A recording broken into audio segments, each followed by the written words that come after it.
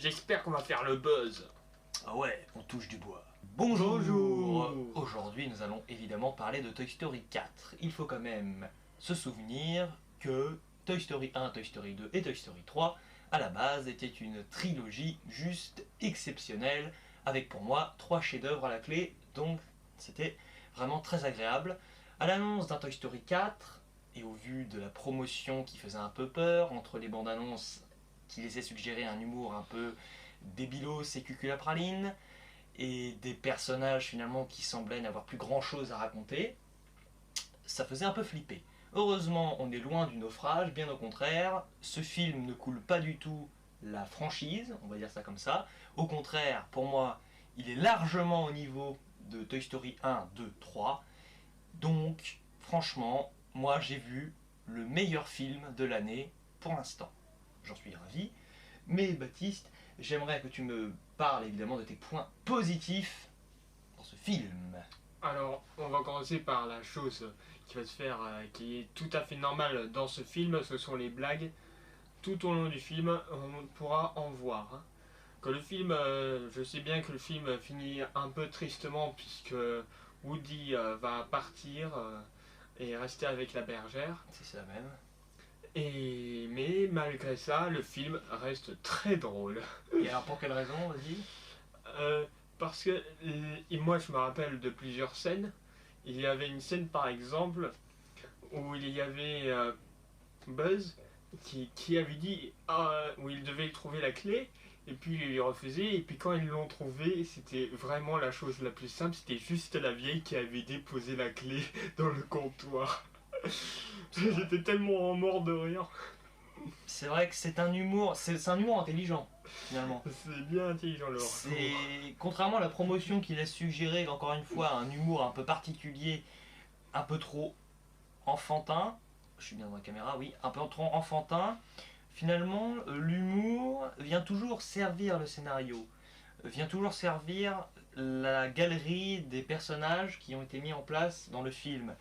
Et finalement, eh bien, les deux peluches, comme tu le disais, même Kaboom, le Canadien qui est vraiment extraordinaire, Exactement. et Buzz qui, avec son histoire de voix intérieure, mais alors je vous dis pas le fou rire que je me suis tapé quand d'un coup il décide de partir en mission, pendant une minute, j'en peux plus. C'était très drôle, parce que les personnages se ridiculisent, pardon, mais comment dire, ça va toujours finalement permettre de garantir un spectacle intéressant. Ce n'est pas finalement pour désamorcer des situations compromettantes, en tout cas pas spécialement et pas de manière systématique. Donc franchement, je suis d'accord avec toi, l'humour est particulièrement brillant dans ce film et je pense que c'est le Toy Story le plus drôle, sur les 4 d'ailleurs. As-tu d'autres points positifs, j'espère ? Alors après, c'est que pour tout ça, quand même, il a fallu beaucoup d'argent pour financer ce film. Et pour moi, je pense qu'ils ont dû même faire dans les méthodes récentes, c'est-à-dire pour chaque personnage, ne plus faire de dessin, mais se mettre sur des logiciels. Oui. Bah, c'est marrant que tu dis ça, parce que tu sais, c'est le Toy Story 1, c'est évidemment le premier film d'animation en synthèse, tu vois. Et c'est vrai que le film a toujours une longueur d'avance, t'as l'impression, sur son temps. Que ce soit le 1, le 2, le 3 et même pour moi le 4. Tout était très bien dans ce film, même la mise en scène.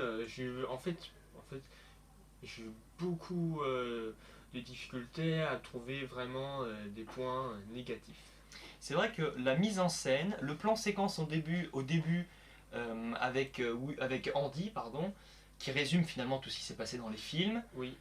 c'est vraiment mais super bien trouvé. Enfin, l'idée, tu vois, t'as Woody finalement qui est au centre qui est vraiment le cœur du film, et donc là il est en plein milieu de la caméra, quoi, tu vois que lui, et avec finalement c'est à travers son regard et disons avec des plans très rapprochés que tu suis un peu toute sa vie en accéléré. Et donc ça c'était très réussi. Il y a aussi un moment, si vous avez vu le film vous devez le savoir, c'est la balançoire, c'est-à-dire qu'à un moment, tu as une petite fille qui a attrapé Woody, qui le met dans la balançoire et qui le pousse. Et tu as la balançoire, évidemment, comme son nom l'indique, eh bien, se balance. Et quand Woody, à un moment, vous voyez, sort de la caméra, là, comme je le fais avec mes mains, dans n'importe quel film, vous voyez, eh bien, soit on aura encore vu Woody, vous voyez, qui redescend et qui remonte, Ou alors dans n'importe quel film, tout simplement, ce qui serait passé, c'est que tu vois, tu mets Woody au cœur de la caméra, puis bon bah il se balance et puis tu le vois. Mais non, là, il est vraiment, si tu veux, mais ça c'est vraiment brillant pour moi parce que c'est trop rare. Il balance, tu vois, et puis d'un coup on suppose qu'il se tire, et t'as la balançoire qui revient, et puis il n'y a plus personne, et puis t'as l'autre qui dit attends-moi, l'air de dire. Et ça, c'est réussi. Et il y a plein, finalement, beaucoup disent que la mise en scène est loupée dans ce film, mais non, la mise en scène fait en sorte qu'on doit deviner beaucoup de choses. Et c'est le principe même de Toy Story. C'est-à-dire que c'est notre imagination qui l'emporte finalement. Parce que qui, après avoir vu Toy Story, s'est jamais dit tiens, est-ce que mon jouet sait parler quand on est enfant, tu vois. Enfin, c'est vraiment l'imagination qui parle. Et en plus, à un moment, tu as Woody qui se réveille parce qu'il a il a donné sa boîte vocale à Gabi Gabi, la soi-disant méchante du film. Et tu vois, il se réveille comme s'il était sur un bloc opératoire.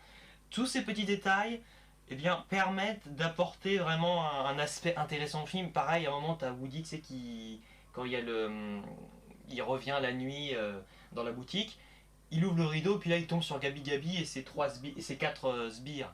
Et là, voilà, ça t'apporte des dimensions de mise en scène assez magistrale et assez intéressante. Et en plus, de nouveaux registres, parce que là, on est presque dans le film d'horreur dans certains passages.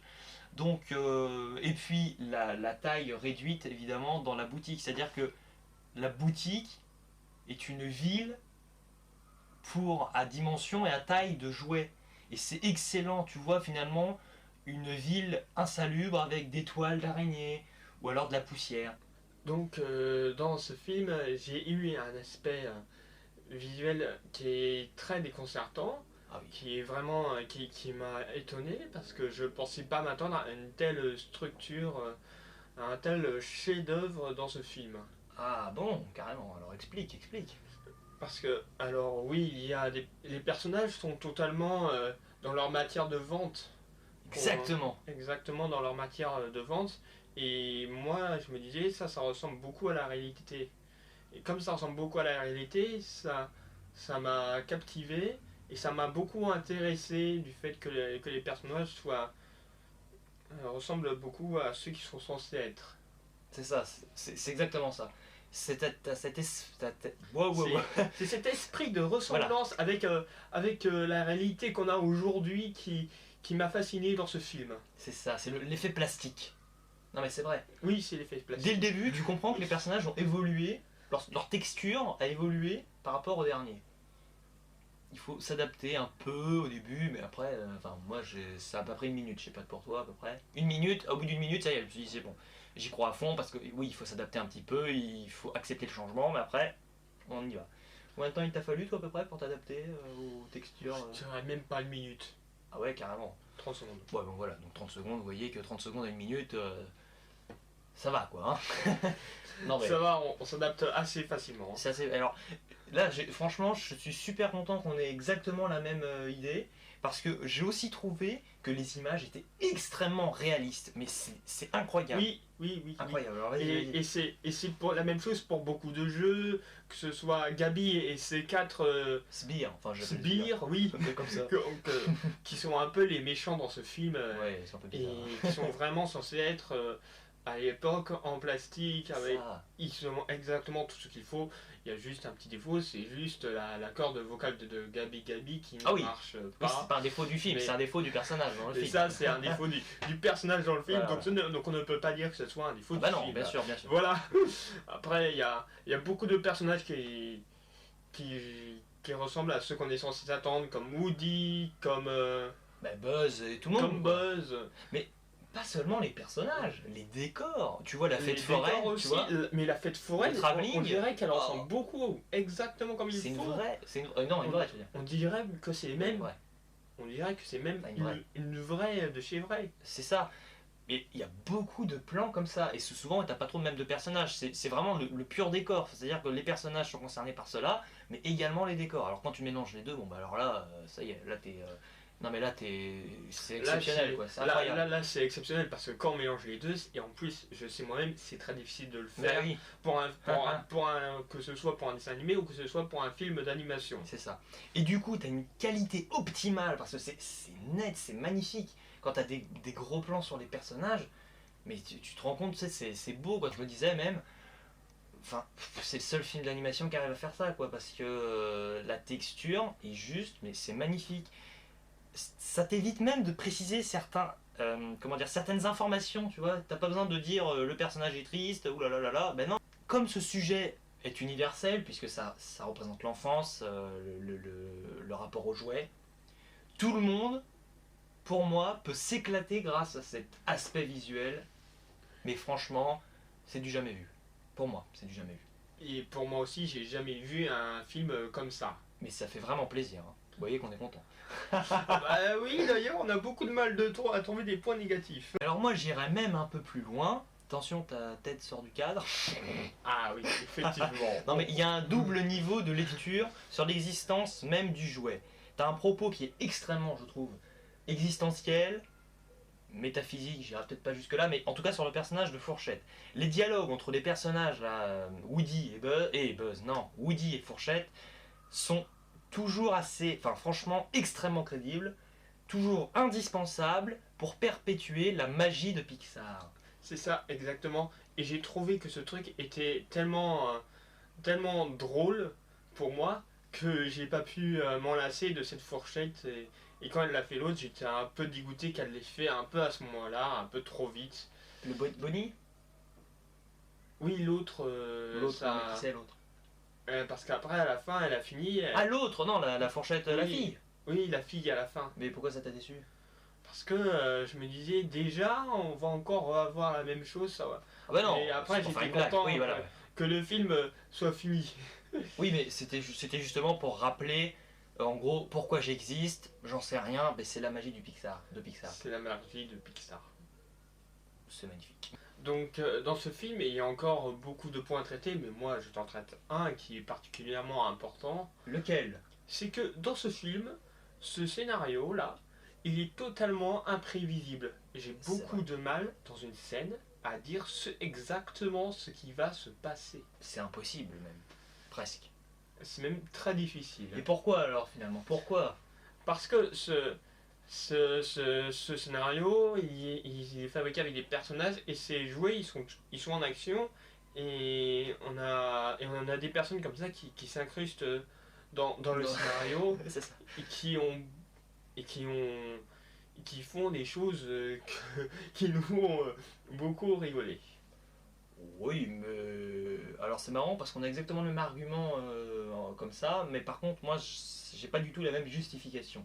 Alors je vais te l'expliquer. Gabi Gabi est censée être la méchante du film, mais en réalité elle est l'inverse de Lotso, l'ours maléfique dans Toy Story 3, qui au début on croit qu'il est gentil, et finalement il est méchant, alors que là on croit qu'elle est méchante, mais finalement elle est pas si méchante que ça, Gabi Gabi. Non, parce C'est qu'elle vrai. veut, en fait, elle veut juste avoir quelque chose qui lui permette D'être aimée. d'avoir un enfant.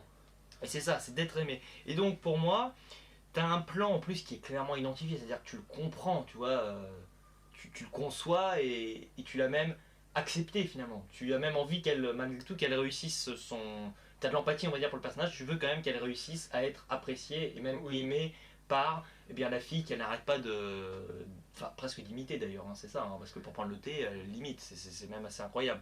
Et là, pour moi, on est au cœur, le film traite vraiment de l'enfant, tu vois, pas seulement du jouet, c'est même, voilà. Et Voilà. finalement, Oui. le scénario, je suis d'accord, je vais te laisser après la parole, t'inquiète pas, le scénario est imprévisible, pour moi, c'est surtout grâce à la méchante. Voilà, et c'est là où je suis aussi d'accord avec toi. Ah bah finalement, on est d'accord. Alors vas-y, vas-y. Parce que c'est grâce à la méchante, même s'il y a l'enfant après qui va s'y mettre à l'intérieur. Mais en fait, la méchante est assez gentille au final. Enfin, il est temps de parler du dénouement du film. Woody, tout au long du film, détient des interactions avec les personnages principaux, la bergère, Buzz, toute la troupe en gros de la fête foraine, Oui, c'est ça. qui sont excellemment réussis. Voilà, comme ça. Non mais ça c'est dit. Par contre, c'est là que ça en devient déchirant, c'est que nous comprenons que le parcours du personnage de Woody s'achève. Il était particulièrement égoïste dans Toy Story 1, il a su mûrir, évoluer encore une fois, et maintenant, eh bien, comme il est constamment en train de devenir eh bien, meilleur, franchement, Woody se rapproche de la perfection. Parce qu'il est... Enfin, de la perfection. Il a toujours un bon fond, et ça s'accentue au fur et à mesure et au fil du temps, Oui.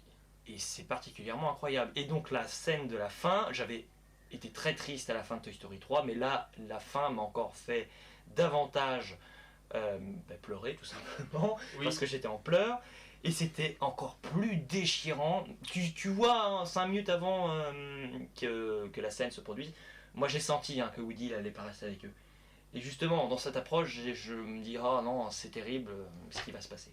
C'est terrible parce qu'en fait, il veut quitter presque tous ses amis, il va rester qu'avec un petit groupe pour s'en faire d'autres à nouveau.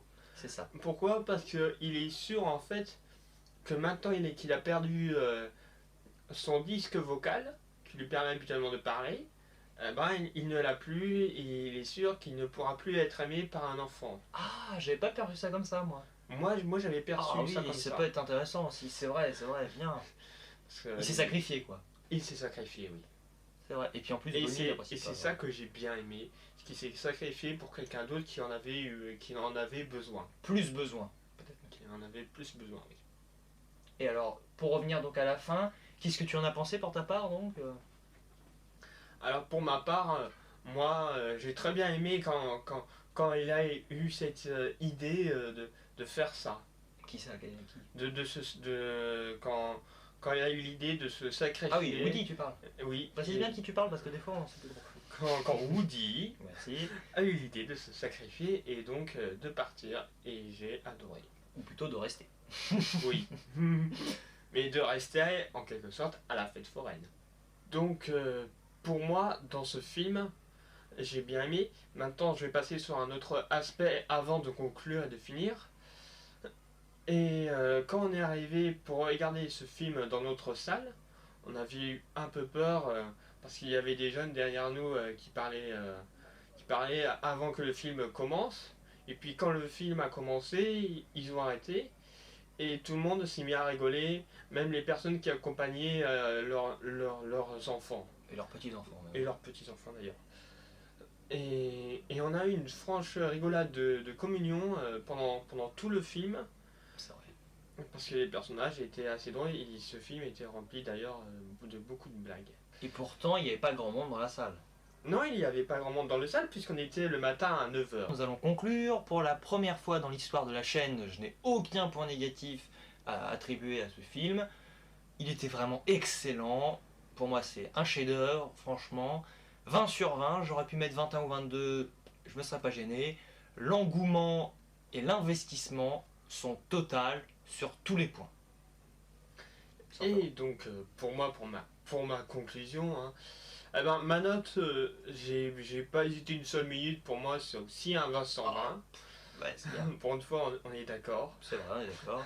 Et d'ailleurs on n'aurait pas... Avec ce film, il y a eu beaucoup de choses, on voit bien qu'ils étaient intéressés par ce film. Le film pour moi il était vraiment très drôle. Et je crois qu'on aura eu beaucoup de difficultés à faire meilleur dans ce film encore. Parce que les personnages étaient très captivants, ils étaient drôles, il y avait Fourchette qui avait toujours envie de s'enfuir. Et il y avait beaucoup de choses comme ça qui ont fait que le film, j'hésite pas du tout et que moi je lui donne direct un 20 sur 20. Donc pour toi aussi un chef-d'œuvre? Pour moi c'est un chef-d'œuvre. C'est un chef-d'œuvre parce qu'il y a beaucoup de choses comme ça. Mais quelle chose? Parce que chose, attention, c'est très Parce vague. que les jouets sont très drôles, le film est intéressant, le film est très drôle et tragique à la fois, puisque à la fin, il faut se rappeler, Woody part pour rester finalement à la fête foraine avec ses amis. Et Gabi, elle, a réussi à se faire avoir, un enfant comme elle le voulait. Je te dis qu'ils ont bougé, moi. Non, regarde, démonstration. Tu vois bien, il est tout plat, il y a rien. Oui, mais pour moi, ils ont bougé avant qu'on entre. Tu crois? Vas-y, dis la vérité alors.